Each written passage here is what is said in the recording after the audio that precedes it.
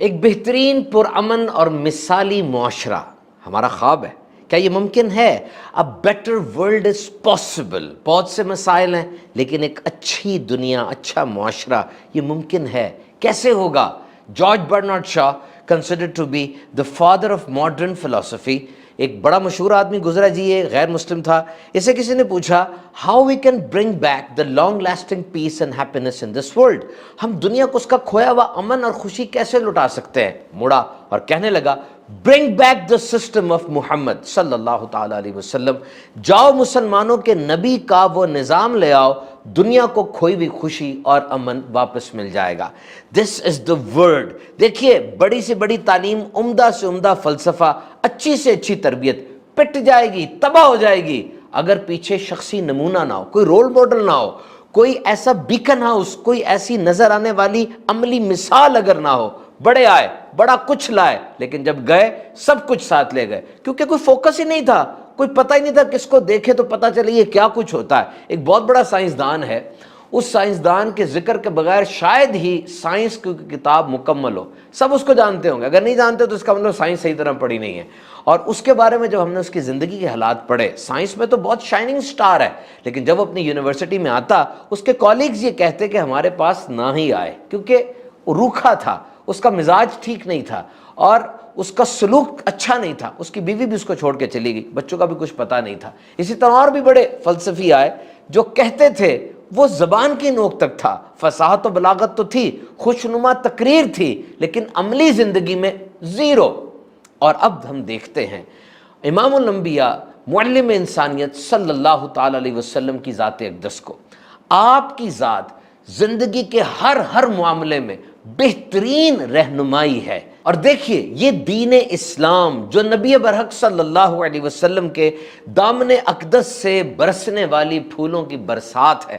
جب بھی دو مسلمان آپس میں ملتے ہیں، پہلا جملہ کیا ہوتا ہے؟ السلام علیکم ورحمۃ اللہ وبرکاتہ، یعنی ملتے ساتھ ہی دعاؤں کا ایکسچینج ہوتا ہے، دعائیں ایک دوسرے کو دی جاتی ہیں۔ تو جس دین میں ملاقات کی ابتدا رحمت کی دعا سے ہوتی ہو، اور کیا شان ہوگی۔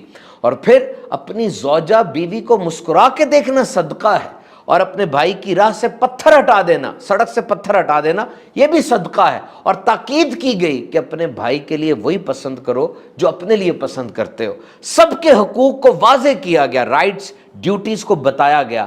ماں کے قدموں تلے جنت ہے، باپ کے حقوق کیا، بہن بھائی رشتہ دار، حتیٰ کہ ایک اجنبی سڑک کی فٹ پاتھ پر چل رہا ہے تو اس کے ساتھ آپ کا ریلیشن کیا ہے، کیا سلوک رکھنا ہے۔ Every thing has been discussed in detail. اور دیکھیے، ہمیں تو رہنمائی چاہیے، سلطنت کا نظام کیسے چلانا ہے، جنگ کے معاملات میں کیا کرنا ہے، امن کی حالت میں کیا رویہ ہونا چاہیے، اور پھر جنگی قیدیوں کے ساتھ کیا سلوک ہوگا، ایک آئیڈیل شوہر کیسا ہوتا ہے، بہترین باپ کی خصوصیات کیا ہیں، تجارت کیسے کرنی ہے، ہیومن ریسورسز کو کیسے سنبھالنا ہے۔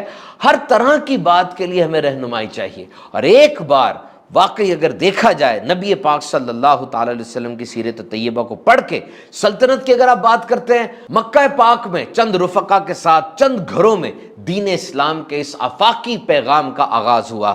اور پھر جب نبی برحق صلی اللہ تعالی علیہ وسلم کا وصال ظاہری ہوا، تقریباً 10 لاکھ مربع میل تک اسلام کی سلطنت پھیل چکی تھی۔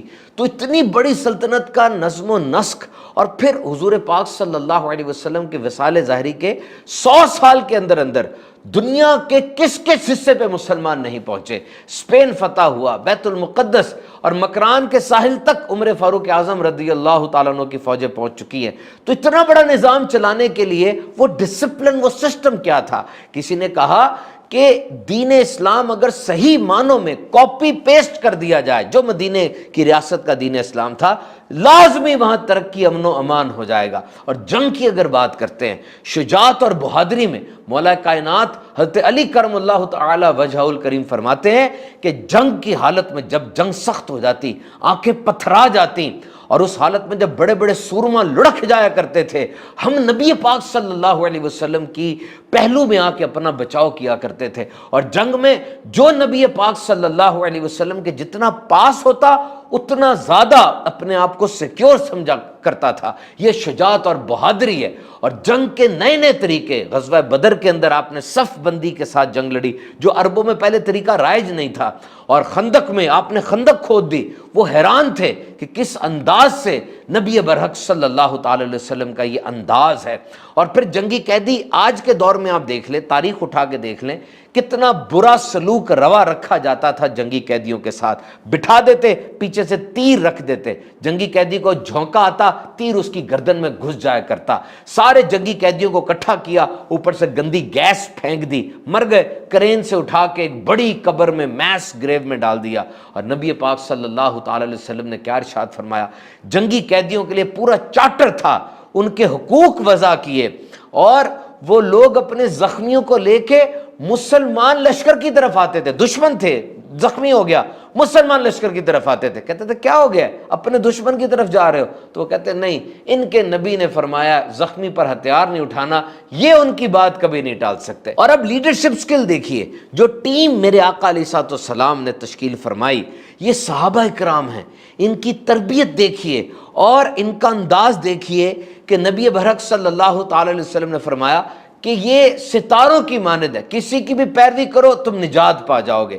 تربیت کیسی تھی؟ آج ہماری انجینئرنگ یونیورسٹی میں صرف انجینئر پیدا ہو رہے ہیں, میڈیکل یونیورسٹی میں ڈاکٹر ہیں, کامرس کے ادارے سے سی اے, اے سی سی اے, سی ایف اے وغیرہ نکل رہے ہیں. لیکن صفا جو ریزیڈینشل یونیورسٹی تھی اور انٹرنیشنل یونیورسٹی تھی, حضرت سلمان فارس سے آئے ہیں, بلال حبش سے آئے ہیں, صہیب روم سے آئے ہیں, حضرت ابوبکر, حضرت عمر, یہ مکہ شریف کے رہنے والے ہیں, یہ سارے وہاں پر موجود ہیں. اور انہی میں سے کوئی دنیا کا بہترین جج بن رہا ہے, کوئی منصف بن رہا ہے, کوئی کمانڈر بن رہا ہے, کوئی سپہ سالار بن رہا ہے. یہ تربیت ہے میرے آقا صلی اللہ تعالی علیہ وسلم کی. اور پھر بالخصوص غلاموں اور عورتوں کے بارے میں جو حالات تھے دنیا کے, تاریخ انسانی پڑھ کے دیکھ لیجئے, ان کو کس طرح پیسا جاتا تھا اور کس طرح پسپا کیا جاتا تھا, ان کے حقوق کا کوئی خیال نہیں رکھا جاتا تھا. اور میرے آقا علیہ الصلوۃ والسلام نے ان غلاموں کو کتنا بڑا رتبہ عطا فرمایا. فرمایا اپنے غلام کو وہی کھلاؤ جو تم کھاتے ہو, وہی پہناؤ جو تم پہنتے ہو. اور یہ تاریخ گواہ ہے کہ مسلمان غلام آزاد کرنے کے لیے خریدتے تھے. عثمان غنی رضی اللہ تعالیٰ عنہ نے 20,000 غلام خرید کے آزاد فرمائے. اور جب مکہ شریف فتح ہوا, میرے آقا صلی اللہ علیہ وسلم اونٹنی پر سوار اندر داخل ہوئے تو کون ساتھ تھا؟ اونٹنی پر اسامہ بن زید بیٹھے ہیں, برکتیں حاصل کر رہے ہیں, غلام کے بیٹے ہیں, اور دنیا پوری کو پیغام جا رہا ہے کہ دیکھو غلاموں کی عزت اور قدر یوں بڑھائی جاتی ہے. تو ایک غلام حضرت بلال حبشی رضی اللہ تعالیٰ عنہ, ان کو کعبے کے اوپر چڑھایا کہ اذان دے, اور ایک غلام کو اپنے ساتھ اونٹنی پر بٹھایا, اتنی قدر و منزلت بڑھا دی. اور عورت کے ہر روپ میں کتنا بڑا رتبہ رکھا. عورت ماں ہے تو اس کے قدموں تلے جنت ہے, وہ بہن ہے, بیٹی ہے, وہ زوجہ ہے تو اس کی طرف دیکھنا یہ صدقہ ہے, اور ان کے اوپر خرچ کرنا یہ بھی عبادت کی ایک قسم ہے.